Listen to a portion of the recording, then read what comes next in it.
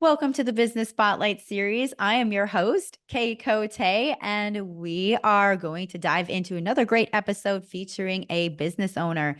Today we have Reuben Swartz, founder and CEO of Mimiran CRM. Today we're going to be diving into his story, his journey to business ownership, challenges, and best practices that he has learned along the way. We're also going to give you an inside scoop to what it's like to own and operate a business. If this is your first time on our channel, be sure to like and subscribe to get notifications when we drop episodes like this. Well, welcome, Reuben. It is so nice to have you here on the Business Spotlight today. Great to be here, Kay. Thanks for having me. Of course. Well, I'd like to dive in. Give us a little backstory on you and a little backstory on your business. Well, I actually never thought I would be in Austin. I'm a software person, and I thought I would end up in California, where software people tend to go. And I remember there was a company in Austin that offered to fly me down for a weekend in December. And I thought, if I don't do this, I will never set foot in Texas. So I should do that just once. And I got to Austin, and I thought, oh, it's kind of nice. Maybe I'll be here for a year or two. And I ended up working for this company for 4 years. And then I decided to do something that I was not planning to do at all, which was start my own firm. I thought, as a software person, one of my frustrations was, by the time I got involved, there had been some kind of consultant in these giant companies formulating some kind of plan. And then they would ask the software companies to submit a bid. And then by the time it got to me, I was like, wait, we're all working twice as hard for half the benefit that we could have gotten if we had kind of coordinated the business strategy, the processes, and the technology together. So I was young and foolish enough to think that I could go do this and help these giant companies with their sales and marketing in a way that was more effective for less money than what they were spending on some of these giant projects. And perhaps the most insane part of this was that was actually a valid premise. It actually worked. And we did good work. We got repeat business, we got referrals, and it was really good that we did that, because while we could help these very successful companies improve their sales and marketing even more, I struggled tremendously with my own sales and marketing. And I realized that I was not really cut out for this and that I needed to get better. And I thought, well, I'm getting paid to be in the room with some of the top sales and marketing people in the world. And I'm like right there behind the scenes. Let me just take good notes and go copy what they're doing. And the more I did this, the worse things got. And it's very obvious to me now that what works when you have thousands of salespeople and billions of dollars to spend on marketing is going to be very different than when you're doing business development in your spare time as a solopreneur or as the sole rainmaker at your company. And it took me a long time then I had to go unlearn all the stuff I had tried so hard to learn, which was actually really good, because it made let me actually show up as myself instead of trying to impersonate a salesperson. And then I Mhm. realized that there's actually lots of us who can go do the work. We really like doing the work. We like helping our clients. And then when it comes time to do the sales and marketing, we get kind of squeamish about it because we don't want to be that sleazy salesperson. We don't want to do a lot of things that we think sales and marketing is supposed to involve, that it really doesn't if you do it right. And so, make a very long story and long odyssey short, I ended up building a tool for really the past version of myself, the tool I wished I'd had when I was struggling to use the enterprise tools that my customers were using to keep track of their sales team. But I didn't even have a sales team. I just needed a way to create and nurture relationships in a way that felt authentic. So when I realized there's this whole tribe of people who wanted that, I'd love to say that I went off and built a CRM and said, oh, there's an opportunity to build this. Well, one of my customers called them anti-CRM. And really, that's not what happened. I started building things to plug into the enterprise tools. People started asking for access to that, even though I was just kind of building it for myself at first. And then they said, hey, we really like your stuff. We hate our CRM. Can you just make Mimiran do the CRM too? And of course, I said, no, that would be crazy. Who am I? The world doesn't need another CRM. I've tried dozens of them. They all suck. And I'm the last person who should try to build another one. And they said, no, that's why you should do it. And looking back again, it's obvious, because CRMs are typically built for a different purpose. Like, nominally, it's the same thing, right? I want to stay organized and get clients. from my business development efforts. But the focus of a traditional CRM is for that VP of sales, managing the activities of a sales team, pushing people through a funnel, overcoming objections, trying to make the quarterly quota, et cetera.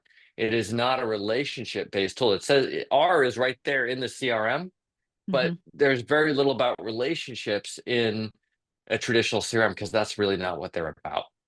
Mm. Wow. Well, thank you for sharing that. That is an incredible journey of like problem solving and finding solutions and re-problem solving and finding new solutions. And so I really appreciate that. And I'm excited to kind of dive into what Mimiram has to offer. So can you go a little deeper into how does it work as a CRM? How does it work differently? Sure. So to contrast with a typical CRM where you've got here's some funnel, you put people in, you try to force them to go across from one end of the funnel to the other, and hopefully some revenue pops out at the other end. That's not really how my tribe works, right? We are not there to like offer 38 different objection handling techniques to get you to close by the end of the day. We are more about let's just nurture the relationships, and at the right time, people are going to say, "Hey, can you please help me with this?" So it's really important to have these ongoing relationships. And one of the things that bugged me about all these tools was you could kind of make the tool do that for you, but you had to do a lot of work. And if you forgot to enter when you were supposed to follow up with somebody, you just had too many tabs open or whatever. It was like that person disappeared in a puff of smoke. So one of the things I wanted to do was make it so that by default, you keep talking to people unless you decide not to. And I Mhm, also mhm, wanted a really brain dead way to just say, okay, here's the list of people I need to talk to. And right now I need to talk to Kay. Don't worry about anything else. Because I spent way too much time staring at lists of people, knowing I needed to follow up with all of them. And for some reason, instead of just following up with them, I would start organizing the list in different ways, worried that I wasn't doing it optimally and so on. mhm, Very irrational. But after I started talking to people more, I realized that a lot of us are stuck doing this. So I wanted mhm, just to make it really, really simple. And what I came to understand, which seems so obvious once I understood it, is if you're in a relationship business, as so many of us in professional services are, you are in a conversation business. And as a technologist, as an introvert, as someone who didn't like selling, I tried to use all kinds of technology to get out of conversations. It's like, oh, this way I don't have to talk to people. How great, which was the total wrong approach. Technology is great if you're using it to get into the right conversations, but not as a substitute for them. So if you're in this relationship business, you're in a conversation business, you basically have a two-step sales process. Figure out exactly who you want to talk to and talk to them. And if you do those two things in a cycle, it's going to create a virtuous cycle where you get a better and better idea of who you want to talk to. So you get referrals and online leads and so on that better and better match exactly who your ideal client is. The conversations get easier, they get more fun, et cetera. It's like a doctor going through different levels of specialty until they only get patients that are exactly who they focus on treating. And then you have fun conversations. There's no pressure because you're not trying to close that one referral. You know, you have this list of patients, if you will, in the waiting room that you need to talk to. And this goes around in a virtuous cycle, as opposed to what happened to me and what happens to so many of us, where we don't have a really great view of who our ideal client is. So we mhm, end up not being able to attract our ideal client because they don't know.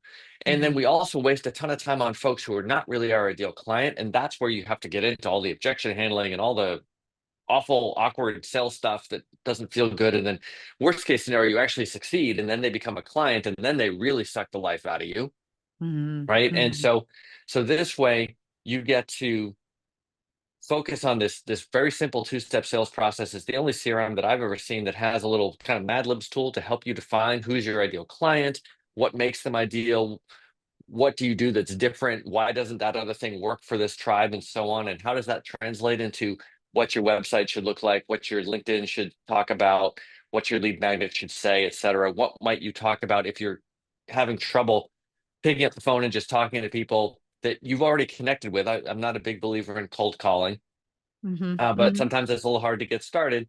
Um, and then bunch of tools to just make that happen. Like let's add blocks of time to our calendar so that every week we're actually doing this follow-up instead of hoping that we magically find time for something that we're trying to avoid. And then uh, get that calendar alert and just start flipping through the people you need to follow up with. And then stupid little simple things like, let's track who referred different people to us and how much business we got from that, right? That's not part of a standard CRM because the VP of sales doesn't care. The sales reps are all keeping track of that in their own spreadsheets. We need to have that part of our tool. And we also need to know when we're talking to people, who do they want to meet? So we can make introductions for them and kind of keep that karmic wheel turning in a good way. Definitely. Wow, this is incredible. And it just like, I just can like see how you're solving a lot of those pain points for people. And so, you mentioned like ideal client, like who would be your ideal client for Miriam? We're talking about solo consultants, coaches, fractionals, people like that. Who are selling the expertise in their heads to help clients with projects that they need to talk about, right? They need to have a conversation, kind of almost like a doctor, like, let's diagnose you and see if this is actually a fit. And then if it is, Mhm, here's the solution. We've got proposal automation and e-signature and all that built in as well. But these are folks who are really good at doing the thing they do, right? If they're not good mhm, at actually delivering, then there's deeper problems that I can't fix. But assuming that they can do that, how do we take that energy and passion they have for helping their clients and channel it into business development so that business development doesn't become some kind of necessary evil to get clients? mm, It becomes part of the same overall mission. And so these folks who are very dedicated to service, they can show up and have a great time with sales and marketing, which mhm, means they're going to do more of it and it's going to be more effective. They're going to have better energy and so on. They're going to get better clients. And again, we create a virtuous cycle instead of the vicious cycle that I and so many other people suffered through, where you kind of get nervous about sales and marketing. You don't like it, you don't do it. So then you get like one iffy referral and you feel desperate, and then you're like, oh gosh, I mhm, hate sales and marketing. This is terrible, right? And then you're stuck. mhm, mhm. Wow. Well, that is incredible. And, kind of going into your sales and marketing, with what you're doing, what have been some of your successes with sales and marketing within your business? And then what have been some pain points you've had with your sales and marketing? I already talked about some of the big pain points I had, Yes. I mean, for years and years, really. And so my mission is really to help folks learn that stuff the easy way instead of the hard, painful way that I did. I think there's a Mm-hmm. lot of hard things about business that sometimes you just have to work through. And there's a lot of Mm-hmm. unnecessary things, obstacles that we put in our own way. And I was certainly guilty of that. So already talked about that a little bit. And I continued that. Like, as I started building this stuff, I didn't have some grand plan. I had started just trying to build something for myself, and then different people started asking me for it. And some of the people who asked for this ended up not being the right fit long term. Mm-hmm. Even some of the Mm-hmm. ones who were most enthusiastic at the beginning, it turns out like they had other issues and it wasn't going to be the right relationship long term. And then again, looking back, it's so obvious, but at the time, I wasn't sure that I should be building this for other independent consultants, right? They're the ones with the least money compared to some of the Mm-hmm. larger corporations who also wanted access to some of this technology. But the thing that I realized about that was I knew this world at a visceral level. I knew exactly what people were going through Mm-hmm. and some of the things that I had done to fix it, and that I could bake in so that people would kind of have some of that leverage built right into the tool. So getting really clear on my ideal client, which is always painful because you're always like, but I could go help these people over here. And in fact, I have a client like this and like that and blah, blah, blah. But getting really specific is so helpful. For most of us, especially when you're a small business owner, it's not like you're Coca-Cola, right? You're not trying to get another billion consumers. You're trying to get one more client, 10 more clients, maybe 100 clients, but it's a very small number. And if you think about it from a time perspective, we have finite time. Let's invest that time that we have with the people who sort of call us to our highest work when we actually Mm-hmm. get them as clients. But then the other thing that I think is really important and really helpful, because when people hear this stuff, like, oh, I gotta get real specific, I gotta get real specific, everyone nods their heads and goes, yeah, yeah, yeah, I get it. And then they don't do it because Mm. there's a part of our lizard brain that is afraid of scarcity. Like, but Yes. if I say no to these people, then I'm cutting myself off, right? It's like Mhm. we're like still primitive hunter gatherers, and like, but I want to eat all the berries. And Mhm. that's fine when you're in that situation, but in our modern business world, it's a very maladaptive trait. And I'd like to think I'm a very logical person. I'm an engineer, right? I can do the math. I get all the math. It does not work for me because you're dealing with something in your lizard brain. And so your cerebral cortex is just overwhelmed. So what really helped me was realizing, gosh, there are some sales cycles I have that don't feel like sales cycles at all, right? It's like your favorite client refers you to someone else who's like, okay, you got to talk to so and so. She needs exactly what you just did for me.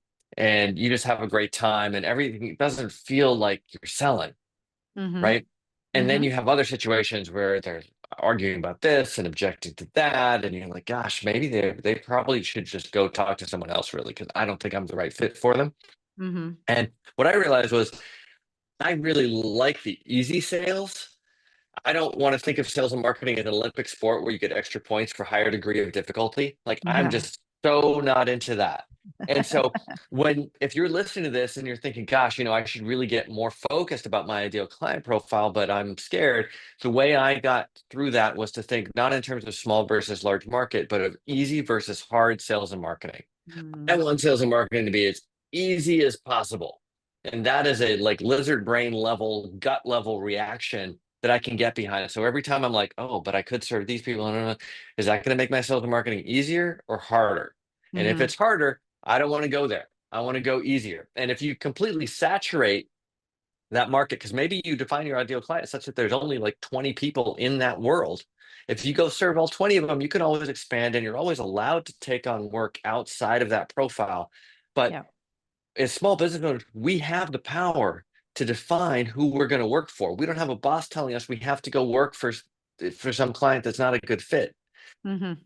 Take advantage of that superpower. Definitely. That's incredible too. How you talked about, just like it's a new way of thinking. It's a new way of like setting up the sales and marketing. And I'm already like attracted to that because I like things that are easy too. And so I really like that. So kind of switching gears a little bit, I'd like to talk about like you're developing this business, you've been working on this, and how has your team inspired you, and like what does your team look like? Because I'm guessing you have a pretty solid team behind this. Can you tell me more about your team? Like how many members do you have on your team right now, and some of the roles that they're doing? Sure. So when I started, it was just me. I hired a small team. We were a boutique consulting firm. Had one salesperson at one time, and uh, for for the software phase of this, it's just me. I am the team. So it is of, by, and for solo consultants. Hmm. So currently, right now, it's just you as the team. I'm the team. Awesome. Well, that is incredible. You've set everything up so beautifully. I kind of want to dive into, we talked a little bit about what inspired you, but, as an entrepreneur, when did you get that bite that you knew you were an entrepreneur? Well, when I started, I really thought there was a better way to do things, and I was kind of burned out on Mm, corporate. I had been through some of these projects that I felt like they were kind of slogs. And I also felt like some things had gone sideways that didn't necessarily need to go sideways. And I thought in my hubris that I could have maybe prevented them from going sideways. And I mhm, also thought I was young, I was single, I had no obligations, I had a little bit of money saved up. And I was like, if I don't do this now, I'm never going to do it. mhm, So mhm. I'll just do this for a little bit and see what happens. And now I'm unemployable. So it's too late, but that's why I made the jump. I mean, I always admire people who have this great strategic plan and they can see the future and they plan their moves and go do it. I would love to say I'm that kind of person. I'm not, right? I didn't have a grand strategic plan other than being frustrated when I started my business, and then I didn't have a grand strategic plan for building the product that came out of that experience, but here we are. Definitely. Well, congratulations on all that you've accomplished. It's been so much fun sharing your journey and what you've been through, what you've overcame, and now what you're working on for the future. And so we've covered some great ground, and now I want to kind of dive into a fun part of the podcast, which we call our rapid fire section, which is where you answer 4 questions with things that come to you top of mind. Are you ready for some rapid fire? Ready or not, here they come, right? Question number 1 is, what is the key to success for you? Consistency. Hmm, definitely a good one. Second question is, what is a one piece of advice you would give to other business owners? Get very specific about who you ideally serve. Hmm, powerful. And question 3 is, what is a piece of content? It could be a book, podcast, anything that you've taken in most recently. I recently read, well, actually, I listened to the audiobook version of Cal Newport's Slow Productivity. I'm a big fan of Cal Newport's thinking. For those of you who don't know, he's sort of about how you get out of the distraction driven, short attention span, modern media landscape to actually do deep work. Oh, I need to put that one on my list for sure. Final question is, if you could wave a magic wand and overnight rapidly improve one aspect of your business, what would it be? I think if I could really have a magic wand, one of the things I'm trying to do for people is not just get them organized and set up, but change something in their heads. A Hmm. lot of my clients don't think they're good at sales and marketing, and I'm trying to convince them you're not good yet, but you have everything that you need. You just need to channel it differently. And if I could magically flick a switch so that they could realize that and have a little bit more confidence, that would just be amazing. Oh, I love that answer. Well, this has been a great conversation. I'd love to plug people into your content and get in touch with you. How can people find you online? They can find me on LinkedIn, Reuben Swartz. I think I'm the only one. You can find me at Mimiran.com, where you can start a free trial of the CRM and also download some goodies like a proposal template, lead magnet ideas, and so on. And you can also catch my Sales for Nerds podcast. Oh, wonderful. Fellow podcaster. Well, we'll definitely give you a shout out there. That's incredible. Well, thank you so much, Ruben. This has been such a great conversation. And for our final question today, what is most inspiring to you today? One of the things I really love about my business, now that I'm like over not talking to people and I actually try to talk to as many of my customers as possible, is hearing all their stories. They're just doing so many amazing things. And as somebody who's curious about everything, I love learning that somebody has a business doing something that I didn't even know existed. Hmm. Wow. Well, thank you so much. This has been a great conversation. Again, to all you listeners, definitely like and subscribe to get these notifications and hear from folks like Ruben. So thanks again, Ruben. It's been great. Thank you, Kay. Appreciate you.